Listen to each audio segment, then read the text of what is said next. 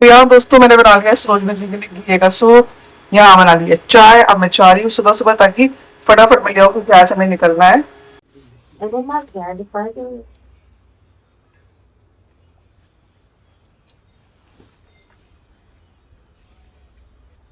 Good morning.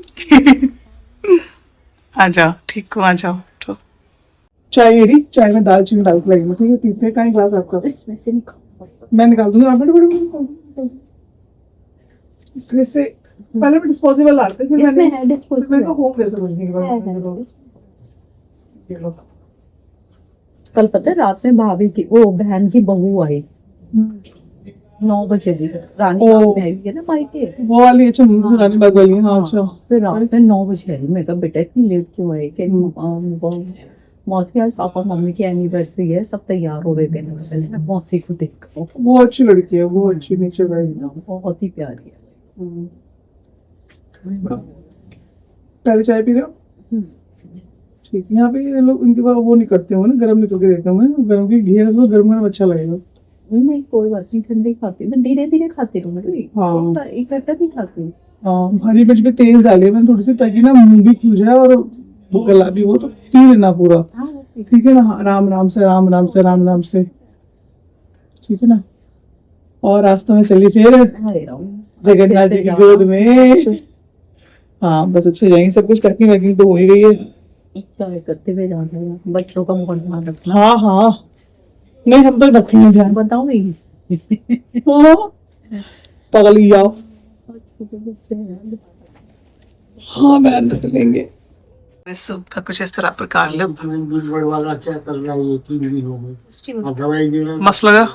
मुंह तो खुल जाएगा और लहसुन है तो जल्दी रिकवर करेगा आपके उसको, लीवर को। ठीक है बहन?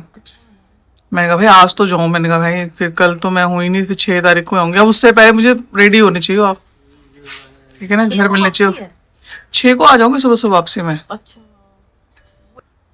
अरे कैसे बनी बहन? चलिए बहुत टेस्टी बनी है, जैसे पहाड़ों में मिलती है ना। यही सेम बात मेरी बहन बोल रही थी, दीदी ऐसी चाय लग रही थी पहाड़ों की चाय ना, तेरी ऐसी चाय लग रही है। बहुत अच्छी लग रही है, मस्त है। तो रिपोर्ट देखती मैंने, चुपचाप मेरी रिपोर्ट ठीक नहीं आई। ओ मैं नर्वस हो गई। क्यों नर्वस होना? ठीक हो जाएगा। मेरा BP down, pulse rate down, चक्कर आ गई। मैंने कल खाना भी नहीं खाया। क्यों? वो मैं डर गई थी बहुत ज्यादा। फिर शाम को डॉक्टर, ऐसे नहीं करना यार, ये सब तो चलता रहेगा। डॉक्टर ने मैंने फिर पता है ब्लड है ना, 3 4 इंजेक्शन लगा रहे हैं, ब्लड आ नहीं रहा। उसको लगाने में मैं ना रोने लग गई। कल मैं बहुत रोई, चक्कर आया। नहीं चुप हो जाओ, वो ब्लड इंजेक्शन में पेन। हाँ दर्द तो होता ही है भाई। फिर मैंने बोला फिर एक्सपर्ट को लाओ भाई, मेरी नस वही ढूंढेगा। और फिर एक्सपर्ट को लाए, फिर उन्होंने ब्लड टेस्ट के ब्लड सैंपल लिया दोबारा से। फिर मैं रोने लगी ना, डॉक्टर ने बोला भी हटा दो उसको, फ्यूल उसको प्रॉब्लम हो रही है, हटा दो। सही करो। और दवाइयाँ वगैरह, मेडिसिन वगैरह सही। इनकी हॉस्पिटल से भी चाय आ चुकी है। लो बहन, देखा मैं जीत गई। हमने पहले घर की चाय पी ली। पी लो आप, इसे गरम गरम पीना, सरोजनी बहन, ठीक है? रखना मत। रूटीन चेकअप की हो रहा है इनका मॉर्निंग का।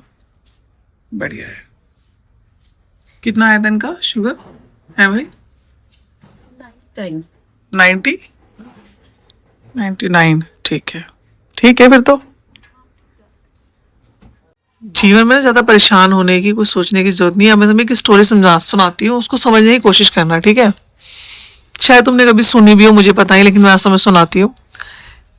एक राजा था, उसका बहुत पैसा था, बहुत धन, बहुत दौलत, सब कुछ था उसके पास। इतना था कि मत पूछो। तो उसको, उसके मन में ये था कि मेरी बैठ के 7 पुश्ते खाएं, इतना मेरे पास धन होना चाहिए मेरी, मतलब। और 7 पुश्तों के बाद जो मेरी 11वीं पुश्त है तब भी मेरा पैसा खत्म नहीं होना चाहिए, मेरी 11 पुश्ते खाना खाएं। 1 मिनट रुको। वो ना बहुत समझदार, बहुत बलवान राजा था। तो एक बार उसके पास में एक वो आता है, ज्ञानी पुरुष आते हैं, ऋषि आते हैं। तो कहते हैं महाराज महाराज आपको मैं क्या सेवा करूं? उन्होंने बोला जो तेरी इच्छा सेवा कर दे, बाकी मुझे कोई सेवा की नीड नहीं है, जरूरत नहीं है। तो उन्होंने बोला कि तू मांग, तुझे क्या चाहिए? उसने बोला आप मुझे आशीर्वाद दो कि मेरी 11 पुश्ते भी बैठ के खाएं, इतना मेरे पास, इतना धन दौलत मेरी बढ़ जाए और बढ़ जाए, और मेरी 11 पुश्ते बैठ के खाएं। और अब राजा जो करता था अपने पुश्तों के लिए कर रहा है, अपनी औलादों के लिए कर रहा है, अपनी प्रजा के लिए तो क्या ही करेगा वो। तो उसने बोला अच्छा। तो उन्होंने बोला कि ठीक है, अगर तुझे मुझे कुछ देना है ना तो मेरे लिए उस घर से रोटी लेकर आ, उस घर से लेकर आ, और जाके तो लेकर भी तुझे ही आनी है। उस घर से रोटी ले आ जिस घर में कोई दुख ना हो। तो राजा ने बोला ऐसा तो कोई घर ही नहीं है जहां दुख ना हो, सब जगह दुख ही दुख है। राजा ने बोला अच्छा फिर एक काम कर, उस घर में जाके रोटी देकर आ जो तेरी रोटी बैठ के खाना चाहता हूं, उसको दिया जिसको दुख है। तो इसमें कौन सी बड़ी बात है। उसने अपने मंत्री को बुलाया, उसने बोला जाओ मेरी तरफ से सबको देकर आओ। तो वो देकर आया, तो गांव के बड़े लोगों ने बड़े लोगों को दिया, लिया, करा, सबको देकर देकर जिसको जो चाहिए था देकर आया। अब आता है एक ब्राह्मण का घर, वो अपना भजन करता, पाठ करता, सब करता। उसका खाने का वक्त था, उसने खाया। अब वो कह रहा, उसने बोला कौन है दरवाजे पे। उसने बोला मैं मंत्री हूँ राजा का। उसने कहा राजा का मंत्री है? हाँ जी बताइए। तो उसने दरवाजा खोलो और तुम्हारे लिए राजा साहब ने ये राशन वाशन भेजा है, सामान भेजा है, इसको रख लो। उन्होंने बोला हमें तो नहीं चाहिए, हमने तो खाना खा लिया। ब्राह्मण ने बोला हमें नहीं चाहिए, हमने तो खाना खा लिया। तो उसने बोला कोई बात नहीं, आज तो खाया है, कल जरूरत पड़ेगी रख लो अनाज। उसने बोला कल किसने देखा है, कल तो मुझे नहीं पता, तो मैं क्यों रखूं, कल चाहिए होगा तो कल ले लूंगा, लेकिन आज मुझे नहीं चाहिए, तुम ले जाओ अपना ये। मंत्री ने बोला राजा ने दिया है। उसने बोला चाहे किसी ने भी दिया, मुझे नहीं चाहिए, मेरा आज तो ईश्वर ने पूरा कर दिया, कल का तो मुझे खुद का नहीं पता, तो मैं क्यों रखूंगा कल के लिए। मुझे तो आज का पता, आज मेरा पेट भरा है, कल जरूरत है तो ले लूंगा, नहीं कहीं से मिला तो। चला गया, राजा को एक बात बताई। तो उसने बोला, तो साधु ने बोला, जब वो जो ऋषि आए थे उन्होंने बोला क्या हुआ। उसने बोला जी सबने लिया, लेकिन एक ब्राह्मण ने तो नहीं लिया। उसने कहा ब्राह्मण ने नहीं लिया? कह रहे उसने तो ये बोला कि मेरे को तो आज मेरा पेट भर गया, कल तो मुझे नहीं चाहिए, कल के मैं कल देखूंगा, चाहिए होगा तो ले लूंगा, अभी मुझे नहीं चाहिए, आज मेरा पेट भर चुका है। तो उसने बोला कि राजा अब तुम इस बात पे सोचो, या तो तुम उसको देकर आओ या तुम सोचो। तो राजा खुद गया, बोला ब्राह्मण को कि भाई ले लो ये दान, तुम ले लो, तुम्हारे लिए लेकर आए हो, तुम कल मत जाना, बाहर मत निकलना, इतना आंधी तूफान हवा, तुम क्यों निकलोगे, मेहनत करोगे मत जाना। उसने बोला नहीं, मैं तो कल की कल देखूंगा। उसने बोला नहीं, तुम रख लो, तुम्हें काम आएगा, तुम और रख लो, तुम्हें और सालों साल का भर लो। उसने बोला मैं साल का क्या करूंगा, जो मुझे पता ही नहीं, मैं साल भर जिंदा रहूंगा ना। उसने बोला राजा ने तुम्हें कोई बीमारी? उसने कहा मुझे कोई बीमारी नहीं है। उसने कहा तुम्हें कैसे पता तुम चल जाओगे? उसने बोला तुम्हें कैसे पता तुम तुम्हारी 11 पुश्ते खाएंगी, वैसे मुझे ही पता है, क्या पता मैं कल ना जीऊं। ये बात सुन के वापस आया और उसने ऋषि जी के आगे तो हाथ जोड़े, ऋषि जी के आगे हाथ जोड़े कि महाराज मुझे माफ कीजिए, और मैं तो 11 पुश्तों की चिंता कर रहा हूँ, और ये गरीब ब्राह्मण ने मुझे ये समझा दिया कि मेरा आज का पेट भरा है, मुझको तो कल की चिंता नहीं है। उसने बोला आज मेरा पेट भरा है ना, और मैं 11 पुश्तों की चिंता कर रहा हूँ। तो ये कहानी आपको ये समझाने के लिए थी कि पल का भरोसा नहीं है, तो इसलिए जितना है जो है इस वक्त को जियो, और इस वक्त में ही जो चल रहा है उसको नमस्कार करो, ईश्वर की मर्जी मान के और स्वीकार भाव से। समझ गई बात? तो तुम क्यों इतना सोचते हो कि क्या होने वाला है? स्टोरी बहुत अच्छी थी, और एक कहते हैं ना एक आदर्श स्टोरी थी, जिसे सुन के एक ये लग रहा था कि हाँ भाई हम किस दुनिया में जी रहे हैं।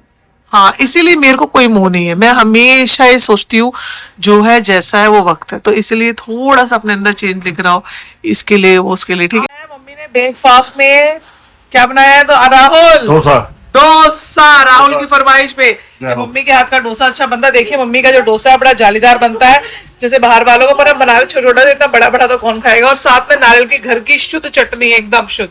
और यहाँ माँ बेटी का प्यार सुबह, यहाँ ऐसा ही कुछ नहीं, साउथ इंडियन माँ मम्मी का, मेरी बेचारी का हाथ ही कट गया है, बच्चों के लिए क्या करती है माँ। पोड़ी मसाला खाती तो आई नहीं, इसको मिलेगा बाहर से। ये मम्मी का देखो जालीदार एक नंबर, मम्मी का बड़ा अच्छा बनता है, टच वुड। पोड़ी मसाला दिया जाएगा, चम्मच जरा मम्मी दे दो। मसाला लेके जाया जा रहा है। दीपा तुझे मैंने देसी घी लाने के लिए कहा था, जो तू नहीं लाई ना, तभी वही रह गई, तब नहीं कुछ। ये मम्मी ने घर का बनाया है, इसको है डाला। अभी घी का थोड़ा सा बाहर का तो है, वैसे घर का देसी तो नहीं है, इस पर घी भी डलता है। इसे खाया, इसको खा के देखो, इसको उठाओ और उसके साथ खाओ पोड़ी मसाला, बहुत स्वाद है, बढ़िया है ना। दे दिया पोड़ी मसाला, घर का कितना स्वाद है ना। मम्मी ने कितना स्वाद बनाया पोड़ी मसाला। एली बाहर निकल कर आओ, तुम्हारे खाना बन गया है खिचड़ी। हाँ, एलना के लिए बन गई है मूंग दाल की खिचड़ी और साथ में हैगा दही। मगर ये रो रही है क्योंकि इसको समझ चुकी है कि मैं जा रही हूँ, तो इसकी आंखों के आंसू रुक नहीं रहे हैं। पर मुझे जाना तो पड़ेगा बेटा, मैं तुझे ले जाती, पर मैं क्या करूँ, वहां तुझे लेके नहीं जा सकती, गर्मी बहुत है, आपकी तबीयत खराब हो जाएगी, तो आप घर में सेफ हो, ठीक है। और ये मुझे कह रही है अब खाना खिलाओ, चलो मैं इसे खाना खिला देती हूँ। ब्रेकफास्ट मेरी बेटी भूखी हो ही नहीं, 10:30 होने वाले, पुतु 10:15 हो गए।